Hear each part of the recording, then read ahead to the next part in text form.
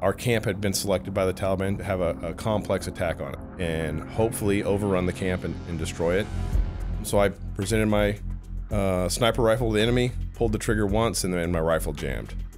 I was like, I've done all this training, I've got this $10,000 rifle, and my story ends here.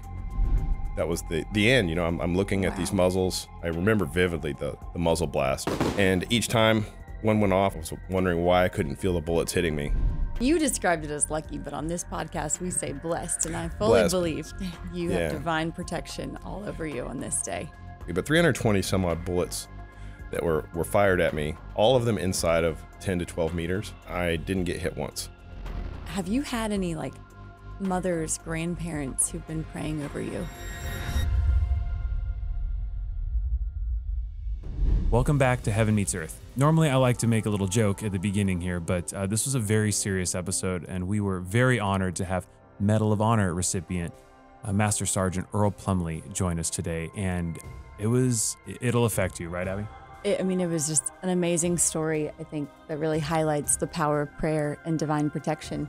Absolutely. If you watch this episode, you will never turn down the prayer circle again. Earl Plumley, thank you so much for your service. Thank you for being here. I'm so honored. Truly, we're honored to have a lot of guests, but it's a unique honor to be sitting with a Medal of Honor recipient. And just so everyone knows who's watching this, Earl is so reluctant to bring out the hardware, and I forced him to because it's such an important symbol, and it demonstrates that there are people today, and like there always have been, who are out there risking their lives to preserve our freedom. So on behalf of this show, on behalf of CBN, Museum of the Bible, and Ab and myself, just thank you for your service, and thank you for being with us today. Yeah, it was my pleasure and my honor, so thank you. And for wearing the hardware, because we are a video podcast, so it's good. It makes more sense to see the visuals. I got no hardware. Take us back to that day, that fateful day. So it was Fob Ghazi. It was a Polish fob in 2013. Our camp had been selected by the Taliban to have a complex attack on it, so not a harassment. And their take was we were intending to close the camp, and they found out, and so they wanted to launch a spectacular attack and hopefully overrun the camp and destroy it, which is what the enemy's goals and intent always are. But if they failed, they knew we were going to close the camp and leave, so the messaging to the Afghan people would be that they had driven the Americans from that region. So they initiated that attack by getting 3 truck bombs, VBIDs, that were in the 3,000 to 5,000 pound range, and then 1 truck bomb that was in the 20,000 pound range. And honestly, it was a great plan. It was really well executed. And just things went wrong for him at key times and key places. The 20,000 pound bomb, which would have absolutely just erased the camp, the fuel pump went out on it, and it broke down a mile from our camp. Afghani police officer saw one of the trucks and just had a premonition that it was a bomb, and shot it with a rocket launcher and destroyed it, ultimately sacrificing himself and his checkpoint. But he just knew it was a bomb. It didn't investigate the truck and engaged it with an RPG. And so that left the Taliban with two big bombs, which brings me into my part of the story. Is a cement truck with about 5,000 pounds of explosives rammed the wall near me, and 15 Afghan assaulters sprinted through that blast site. And didn't know that. I knew that whatever the enemy's doing, you try to do the opposite, it seems. So if they're going one way, I would try and stop them. So me and 4 other Green Berets drove down to get involved in that fight. Didn't know that they had moved so quickly. So we pulled up at an intersection leading out on this airfield, and I was intending to get out of the vehicle. I was a sniper. I had a sniper rifle. So my participation in that battle, I thought, would be best served if I got some form of vantage overlooking the airfield and the city, because I could see that they had a house that they were occupying, and they were shooting machine guns and rockets through the breach into the camp. And I thought that was the enemy, and intended to engage them with that rifle. Was unaware that they had moved so quickly and sprinted through that breach toward us. So as we pulled up into that intersection, we pulled right in the middle of them kind of doing a school circle. This was their dispersion point. So they'd already covered the airfield, and we're going to go to their individual targets. And here we come and parked right in the middle of them. So we looked at them, they looked at us. We found out later the reason the fight was so intense was that we were on the only road that gave them access to the interior of the camp. So they had to get past us. But as we pulled up, they instantly engaged us. And like I said, everyone was almost instantly hit. I had my door open because I was intending to kind of get out of the vehicle and climb this wall.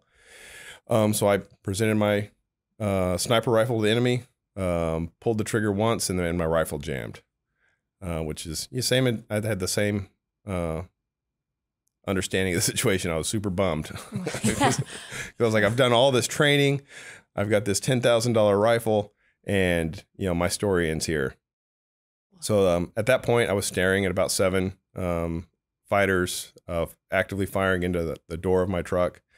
And I had a broken rifle, and to me, I thought that was the end. I'm looking at these muzzles. I remember vividly the muzzle blast, and each time one went off, I was just like, I was wondering why I couldn't feel the bullets hitting me because we're so close. I couldn't understand how they could miss, and so I thought the only participation I could have in that battle at this point was to buy the guys in the truck with me as many moments as I could so that they could come up with a better plan, because the only plan I could think of was to pull my pistol and charge that nearest group of fighters. So I did. I pulled my pistol almost reflectively. I don't remember intending to pull my pistol. It was just, it appeared. And I started firing and advancing on the enemy. And I was hitting them, and they were not hitting me for one reason or the other. And eventually I got right in the middle of them. Started at probably at 12 to 15 meters, and then ended up basically at this range.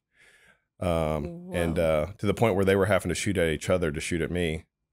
And I was like, well, I didn't think I was going to make it this far. And I was like, now I have another problem. I've lived so long, I'm running out of pistol ammunition.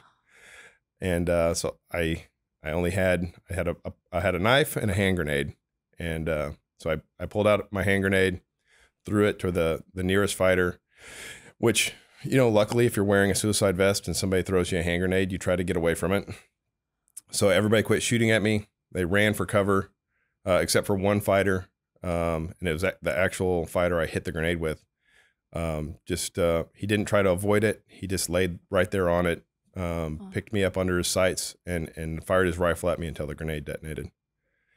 And the whole time that was happening, I just started repairing my rifle, and it was jammed. So I was clearing the jam and getting a fresh magazine in. And I just remember time kind of slowed down.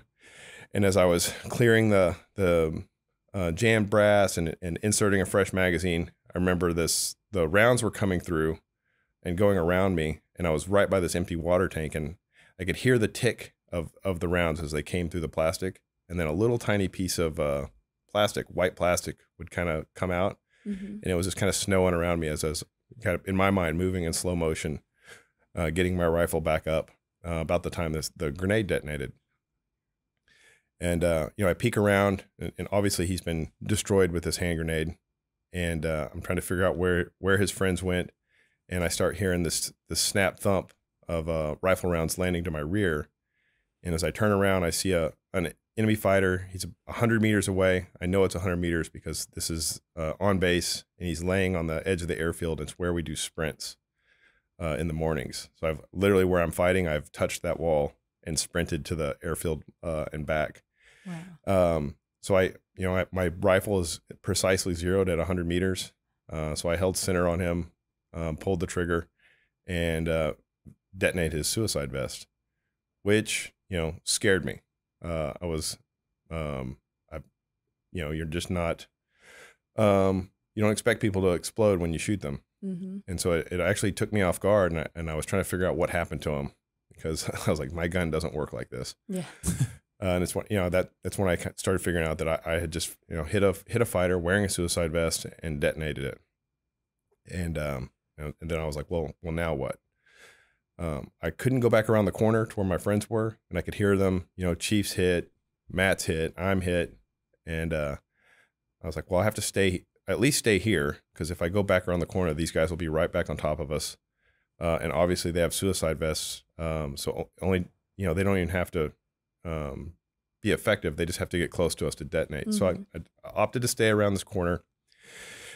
And I'm kind of in the open, and I didn't know where they were going. I knew I couldn't stop them by myself, but I could keep them busy. Mm-hmm. So I opted to move down to where they had run off to. I'm going to kind of stay engaged and wait for reinforcements to get with me. And at least I'll keep it where they can't just willy-nilly run around the camp. I get down this little lane about halfway to it, and they all hang muzzles from around the corners and trucks and things, and they start shooting at me.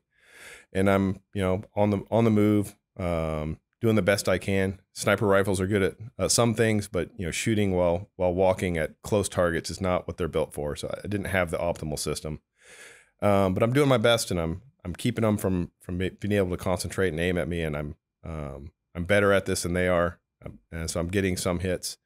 And then my rifle runs out of ammunition again. I just fixed it, and then it only holds 20 rounds, so I'm empty now. And I know my pistols. In my mind, it had 2 or 3 rounds in it, which I ended up emptying it later, which was true. But no more hand grenades. And I could see all these guys to my front, and I knew that the only way I was going to survive that was I would have to get my rifle back up. So dumped the magazine and reached for a fresh one. As soon as I dumped the magazine, the nearest fighter to me, screamed Al Akbar, threw his rifle into his sling, so it kind of flipped behind him, and then he just started sprinting toward me. Unfortunately for him, I've practiced reloading more than he's practiced sprinting. So he got about half the distance to me before I got my rifle back up, engaged him, and detonated his vest. But that was probably around the 10 to 12 meter mark, and it blew me down. I don't think I was unconscious. I think I was just kind of, TKO'd for a boxing term. But I was definitely bewildered about why there were so many rocks in my bed. I just remember, I remember being extremely comfortable, but I was trying to figure out why everything was on fire and why people were shooting everywhere. Does that also like shatter your eardrum? I gotta imagine. Like, so I got so lucky. As we were driving up, the camps, the whole camp. As we were driving over to that, the whole camp's just getting hit with artillery fire and RPGs, and I was like, sooner or later somebody's going to get on the radio and try and organize this. So I need to monitor the radio. So I turned my radio on, and I had a system called Silinx, and it's earbuds that are hearing protection and your radio mic. So I didn't know that I was going to be just getting blown up, but just in case somebody popped up on the radio, I was the only one in the truck that had a radio, so I'll be the radio guy. And I put those earplugs in to not to protect my hearing, but to be able to speak on the radio. But yes, if I had not done that, I would have been just crushed. And well, even with the earplugs in, it's 15 meters. A suicide vest goes. I imagine that blows your eardrums, right? I didn't. The ear protection worked for me. I have hearing loss. It wasn't like I was unscathed, but I still had a pretty good understanding of the audiology, I guess, of the battlefield. I still remember hearing things burning and hearing bullets come by. And it really kind of saved me, because, if the hand grenade, I threw that hand grenade, it detonated probably 5 meters from me. If I hadn't had hearing protection, and I would not have heard those bullets hitting the wall behind me. That's like over by the camera over there, right? Yeah, yeah. That's like, wow. You're not supposed to throw hand grenades that close to yourself either. But and you described it as lucky, but on this podcast we say blessed, and I fully believe you have divine protection all over you on this day. So from where I got out of the truck to where I got blown down there, we went back, and there was 323, I don't remember exactly, but 320 some odd bullets that were fired at me, all of them inside of 10 to 12 meters, and I didn't get hit once. Wow. And it's hard to come out of that without some kind of understanding that there was some kind of intervention, because statistically, even if they were shooting with their eyes closed, I should have got hit once. Yeah. So I, stick my pistol in my dump pouch, and then I run back around the corner, reloading as I go. And at this point, I crash into Drew Busick, who was he was the Green Beret that was sitting in the back seat of this truck.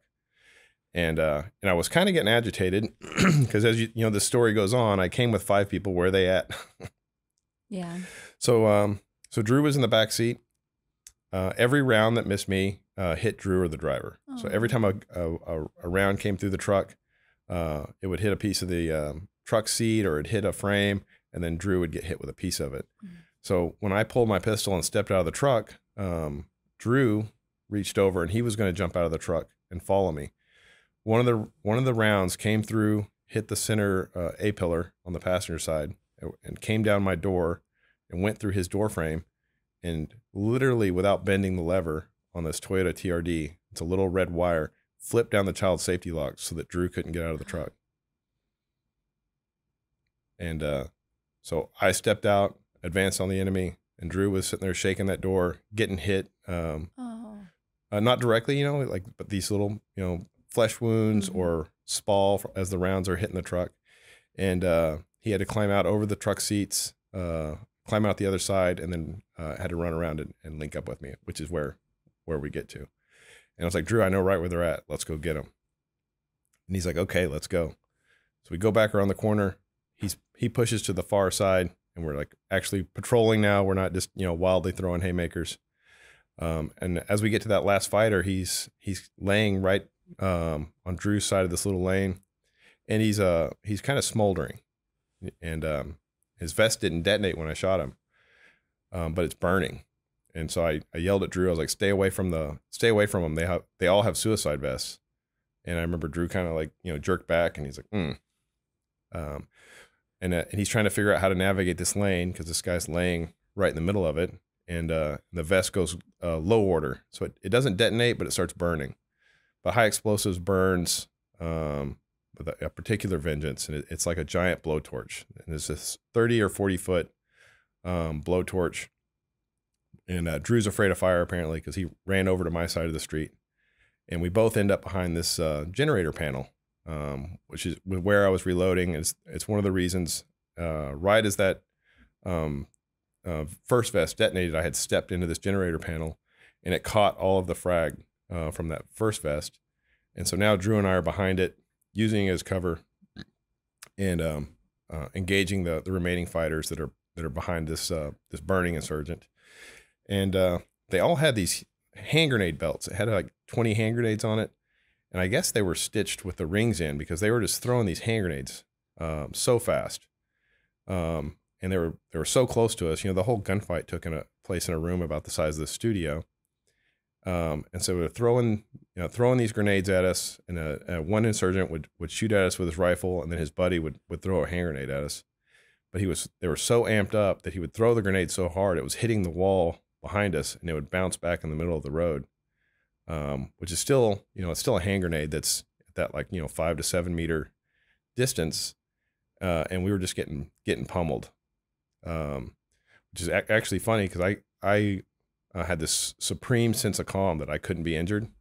Wow. And Drew did not. So every time a grenade went off, Drew got hit with grenade fragment, and I didn't. So after the battle, Drew he's like asking me, where are you hit? And I was like, I'm not. His concern was warranted given the hits he was taking and your Drew, improbable aversion to. Yeah. So I remember he was like, what do you mean you're not hit? You're an idiot. I'll check you. And he's like walking me over, and he was literally getting mad. He's like, you're bleeding here. I was like, I think that's your blood. And I like it. And I did get hit, but I had a very superficial wound in my arm. And Drew got just battered and wounds. So he had them all over him. Oh. But he was actually very agitated on the battlefield that I was not wounded. He's like, how are you not hit? I was right next to you. And I was like, I don't know. Sorry. I'll do better next time. I'm just curious. Have you had any mothers, grandparents who've been praying over you? Continuously. But I have a really neat story. About 2 days before the battle in Ghazni, my mom actually called, and she's like, hey, I'm leading the ladies' prayer circle at church. I'm going to pray for you, but if you have anyone that would like to have their names put in the circle, tell me, and I'll have the ladies pray for them. And Nate Abkemeyer and Drew were actually sitting around a fire with me when that call came in. And I remember Nate Abercrombie was like, "Yeah, everybody's too tough, to have the ladies' prayer circle pray for them, especially in public." But he's like, "I'm good, don't worry about it." And then after the battle, because everyone got shot except for me, and I got shot at the most. And so Nate was like, "Hey, call your mama." And I was like, "Yeah, what would you like me to tell her?" And he's like, "You got to tell her she's got to pray for everybody or nobody." Because we can't keep going on like this. What a testament to the power of prayer, though. I mean, that's amazing. You don't turn down the ladies. The prayers of a righteous woman availeth much. When my mama has a prayer circle, on. You put your name in. Yes. Is she still doing prayer? Oh, obviously, yeah. Sling my name in there. Yeah, seriously, throw the show in there. Are there a lot more Christians are there a lot more Christian soldiers, and is God more present than we might think in battle? I mean, you would be. I have never been on the eve of anything dangerous where there was not a prayer circle.